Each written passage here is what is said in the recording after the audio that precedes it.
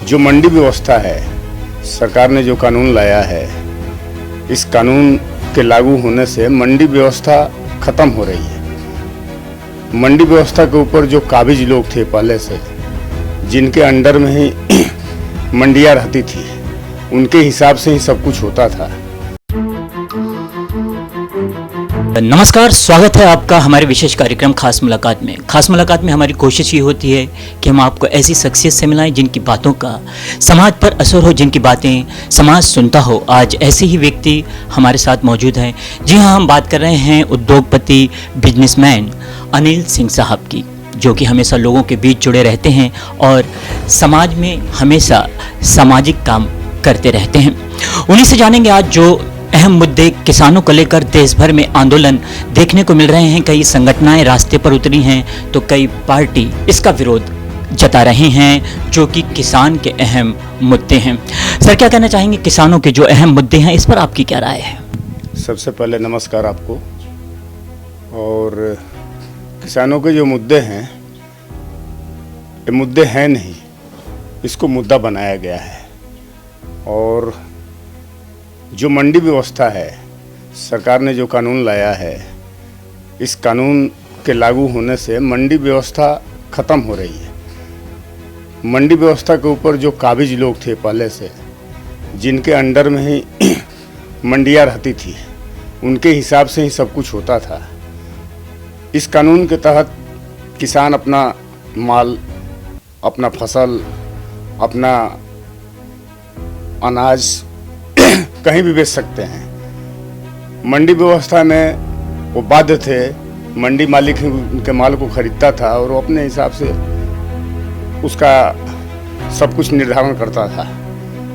तो इस कानून से किसानों का कोई नुकसान नहीं है, लेकिन किसानों के दिमाग में, जेहन में बात भर दी गई है कि भाई इस कानून के लागू होने से आपकी ज़मीन भी चली जाएगी, फसल भी आप सही ढंग से नहीं बेच पाएंगे और आपको तकलीफ होएगा, समस्याएं आएंगी। ऐसा कुछ है नहीं। इसीलिए देश के पूरे देश में हर जगह के किसान इस आंदोलन में नहीं है। जहाँ के किसानों को इस बात की जानकारी है कि इस बिल में हमारा ही फायदा है, वो लोग इस आंदोलन में नहीं है। इस आंदोलन में सिर्फ मंडी व्यवस्था से जुड़े लोग, जो किसानों को गुमराह करके दिल्ली की सड़कों तक लाए हैं, वही लोग हैं। पूरे देश के किसान नहीं हैं।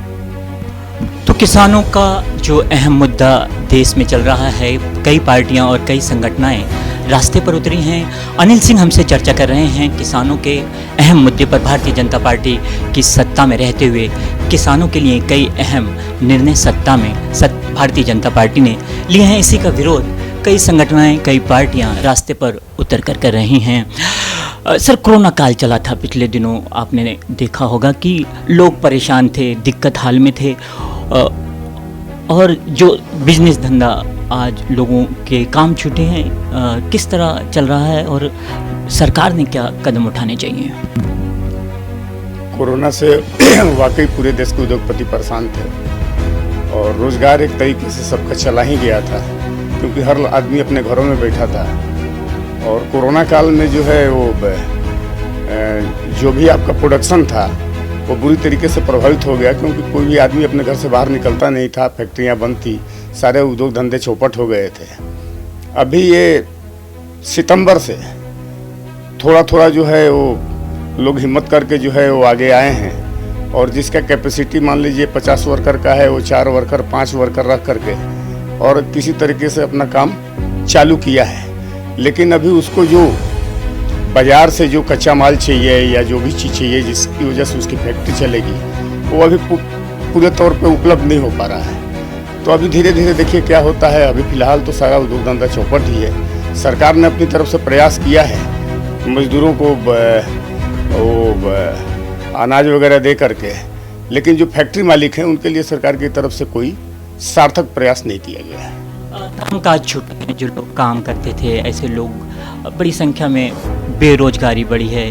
तो क्या आने वाले दिनों में ये जो लोग काम पर नहीं जा पा रहे हैं, इनके लिए कोई विकल्प आएगा सरकार की तरफ से, या समाज सेवक जो हमेशा लोग जुड़े रहते हैं समाज सेवा के? सरकार की तरफ से अभी तक तो कोई वैसा सार्थक विकल्प नहीं आया है, लेकिन हाँ, ये एक उम्मीद बंधी है। सेंसेक्स वगैरह में सुधार हो रहा है, और लोगों के मन में एक उम्मीद बंधी है कि आगे जो है काम सुचारू रूप से चलेगा और थोड़ा थोड़ा बढ़ भी रहा है। तो हमको लगता है कि अगले साल के दूसरे या तीसरे महीने से सबका कामकाज पटरी पे आ जाएगा, तब तक लोगों को ऐसे ही सरवाइव करना है।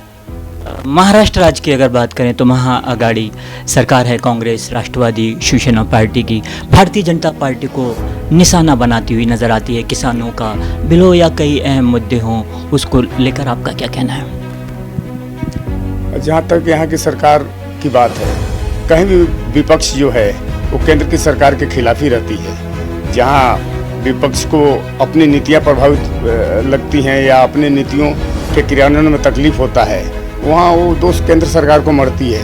केंद्र सरकार को जहाँ लगता है कि हाँ भाई विपक्ष जो है हमारा साथ नहीं दे रहा है, वहाँ केंद्र सरकार राज्य की पार्टियों को दोष देती है। तो इसमें दोनों तरफ से यदि लोग मिलजुल करके काम को आगे बढ़ाएं तो महाराष्ट्र की तरक्की हो सकती है। अभी ऐसा कुछ दिख नहीं रहा है, तालमेल की कमी है। बात करें तो भारतीय जनता पार्टी 105 सीटें लेकर बहुमत हासिल किया था, लेकिन उसके बावजूद जो शिवसेना पार्टी है उनकी जमी नहीं और महाआघाड़ी सरकार बनाई गई है। ऐसे में क्या लगता है कि 5 साल महाआघाड़ी पूरे कर पाएगी? हमें नहीं लगता है सर, क्योंकि आपस में यदि 3 पार्टियां हैं तो निश्चित तौर पे ज़्यादा बर्तन होंगे तो ज़्यादा खटकेंगे और आपस में तालमेल की कमी होएगी। किसी मुद्दे पे यदि कांग्रेस तैयार है तो उस मुद्दे का विरोध एनसीपी करती है, एनसीपी तैयार है तो शिवसेना करती है। कभी कोई हिंदुत्व का झंडा लेके चल रहा है, कोई तुष्टीकरण की नीति लेके चल रहा है। तो हमें नहीं लगता है इन लोगों को आपस में पूरा तालमेल यदि बिठाएंगे तो निश्चित तौर पे 5 साल सरकार चलेगी, लेकिन वो तालमेल की कमी अभी दिख रही है। हर मुद्दे पे इन लोगों को आपस में कमेटी बना के बहस करनी चाहिए और फिर उस मुद्दे के ऊपर तीनों को मिल के एकजुट होकर काम करना चाहिए, तो चल सकती है, नहीं तो मुश्किल लगता है। फिल्मी जगत की अगर बात करें तो फिल्मी जगत से आप जुड़े रहते हैं, काम भी आपने किया है, एक्टर रहे हैं और कई फिल्मों में आपने काम किया है, प्रोड्यूसर भी हैं आप। फिल्मी जगत के बारे में आपका क्या कहना है? फिल्म उद्योग भी प्रभावित है सर। कोरोना की वजह से जो है इतनी बड़ी इंडस्ट्रीज अपने घर में बैठी हुई है। अभी जाकर के विगत 1-2 महीना से जो है लोगों को अनुमति मिला है कि हाँ भाई आप 50 आदमी लेकर काम कर सकते हैं। अब आपको 50 आदमी का परमिशन मिला है, साथ में एक एम्बुलेंस चाहिए, MBBS डॉक्टर चाहिए, सबका कोरोना इंश्योरेंस चाहिए, आपको रेडीमेड टॉयलेट चाहिए, बाथरूम चाहिए और पुलिस का एक वैन चाहिए। तो ये सब मेंटेन करने में जो है खर्चा निश्चित तौर पे बहुत ज़्यादा बढ़ रहा है, लेकिन अभी कोरोना का गाइडलाइन है, पालन तो करना ही है। तो फिल्म उद्योग भी बुरी तरीके से प्रभावित हुआ है। तो हमसे चर्चा कर रहे हैं वरिष्ठ समाज सेवक हैं अनिल सिंह जी, उद्योगपति हैं और हमेशा लोगों से जुड़े रहते हैं, लोगों के काम आते हैं। कोरोना काल में अहम भूमिका अनिल सिंह जी ने निभाई थी। किसानों के अहम मुद्दों पर चर्चा उनसे चल रही है। राज्य सरकार, महाआघाड़ी सरकार की कई बातें उनसे चल रही हैं। सर, चलते चलते जो लोग आपको चाहते हैं, जो आपकी बातों पर अमल करते हैं, ऐसे लोगों से क्या अपील करना चाहेंगे और क्या संदेश देना चाहेंगे आप? मेरा एक ही संदेश है कि तकलीफ की इस घड़ी में सबको जो है हमेशा सकारात्मक सोच के साथ आगे बढ़ना चाहिए। ये बुरा दौर था जो विगत मार्च के बाद से शुरू हुआ है, ये दौर अब गुजर रहा है। आगे जो है अच्छा दौर आएगा, तो सकारात्मक सोच के लोग आगे बढ़ें और तरक्की करें।